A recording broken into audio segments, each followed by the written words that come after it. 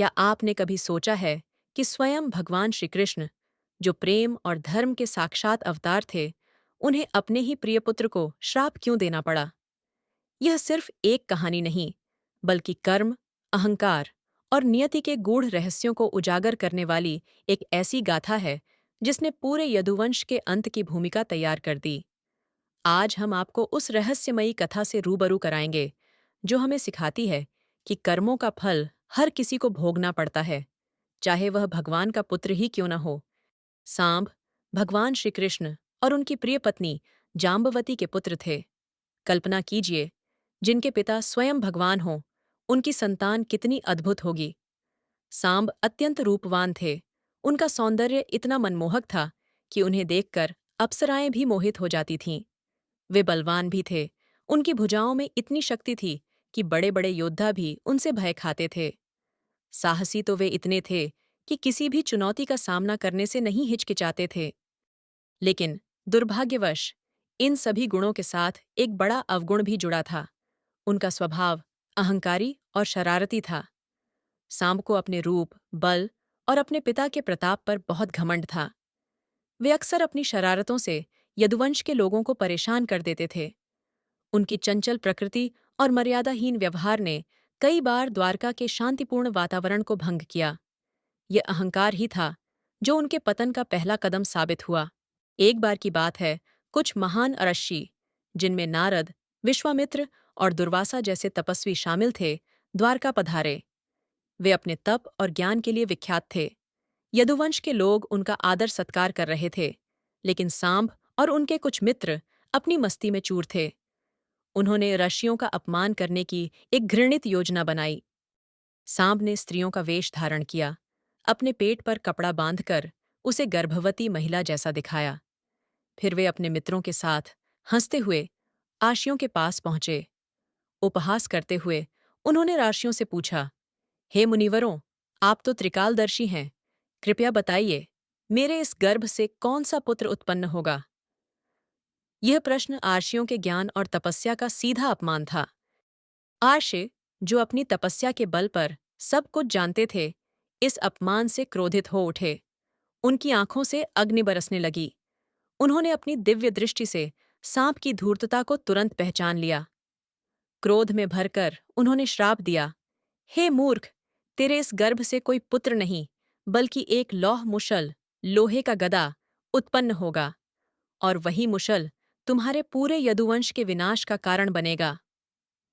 ये श्राप सुनकर सांब और उनके मित्र भयभीत हो गए। उन्हें अपनी गलती का एहसास हुआ, लेकिन तब तक बहुत देर हो चुकी थी। जब यह बात भगवान श्री कृष्ण तक पहुंची, तो वे गहरे चिंतन में पड़ गए। उन्हें अपने पुत्र की मूर्खता पर बहुत दुख हुआ, लेकिन वे यह भी जानते थे कि आशियों का श्राप अटल होता है। वे स्वयं भगवान थे, लेकिन धर्म के नियमों से ऊपर नहीं थे। वे नियति के विधान को समझते थे और जानते थे कि अब यह घटना होकर रहेगी। श्री कृष्ण ने अपने पुत्र सांब को बुलाया। उनके चेहरे पर दुख और गंभीरता के भाव थे।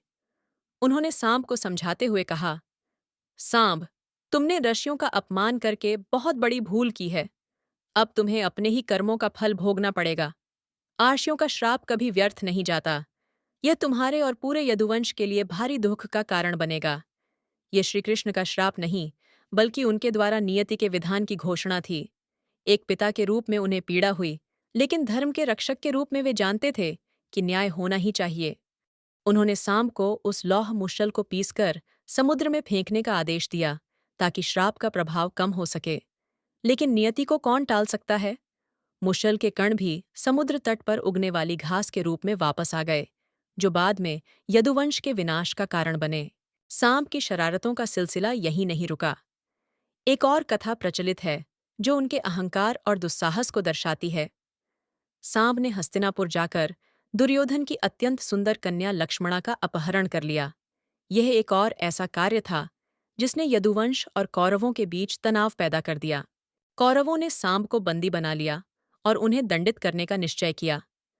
जब यह खबर श्रीकृष्ण तक पहुंची, तो वे अपने पुत्र की इस हरकत से अत्यंत दुखी हुए। उन्होंने कहा, जिसने अपने मन पर विजय न पाई हो, उसे जीवन में अपमान और पीड़ा झेलनी ही पड़ती है। यह भी उनके द्वारा सांप के कर्मों के फल की ही एक और भविष्यवाणी थी। बलराम जी को जाकर सांप को छुड़ाना पड़ा, जिससे यदुवंश की प्रतिष्ठा पर भी आंच आई। सांप का यह कृत्य उनके बेलगाम अहंकार का ही परिणाम था। आखिरकार आर्षियों के श्राप से जन्मा वह लौह मुशल ही यदुवंश के विनाश का कारण बना। द्वारका में एक उत्सव के दौरान यादवों के बीच आपसी कलह और मदापान के कारण भयंकर युद्ध छिड़ गया। वे इतने क्रोधित हो गए कि एक दूसरे को मारने लगे।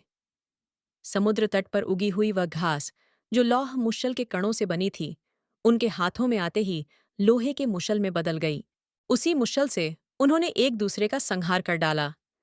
भगवान श्री कृष्ण ने अपनी आंखों के सामने अपने पूरे वंश को नष्ट होते देखा। ये उनके लिए असहनीय पीड़ा थी। इस प्रकार सांप की शरारत, राशियों का श्राप और श्रीकृष्ण का नियति घोषणा यदुवंश के अंत का मार्ग प्रशस्त कर गया। ये घटना हमें सिखाती है कि कर्मों का फल कितना अटल होता है। दोस्तों, दर्शकों, इस कथा से हमें एक बहुत बड़ी और शाश्वत शिक्षा मिलती है कि कर्म का फल हर किसी को भोगना पड़ता है, चाहे वह स्वयं भगवान का पुत्र ही क्यों न हो। सांप का रूप, बल और उनके पिता का प्रताप भी उन्हें उनके कर्मों के परिणाम से नहीं बचा सका। आर्षियों का अपमान, अहंकार, अनुशासनहीनता और मर्यादा का उल्लंघन, ये सब अंततः विनाश का कारण बनते हैं। भगवान श्री कृष्ण, जो धर्म के साक्षात प्रतीक थे, उन्होंने भी अपने पुत्र के कर्मों के फल को स्वीकार किया। उन्होंने नियति के विधान को बदलने का प्रयास नहीं किया, क्योंकि वे जानते थे कि हर क्रिया की एक प्रतिक्रिया होती है। यह कथा हमें विनम्रता, सम्मान और संयम का महत्व सिखाती है। यह हमें याद दिलाती है कि हमें अपने शब्दों और कार्यों के प्रति हमेशा सचेत रहना चाहिए, क्योंकि उनका प्रभाव दूरगामी हो सकता है। यह कथा हमें सोचने पर मजबूर करती है। कमेंट में बताइए, क्या आपको लगता है कि यदुवंश का विनाश केवल भाग्य का खेल था, या यह सांप की शरारतों और अहंकार का सीधा परिणाम था? क्या श्री कृष्ण का अपने पुत्र को श्राप देना उचित था, या यह धर्म की स्थापना के लिए आवश्यक था? अपने विचार हमारे साथ साझा करें और इस गहन विषय पर अपनी राय दें। इस कहानी को अपने दोस्तों और परिवार के साथ साझा करें, ताकि वे भी इस महत्वपूर्ण शिक्षा को समझ सकें। हमारे चैनल को सब्सक्राइब करना न भूलें, ताकि आप ऐसी और भी ज्ञानवर्धक कथाओं से जुड़े रहें।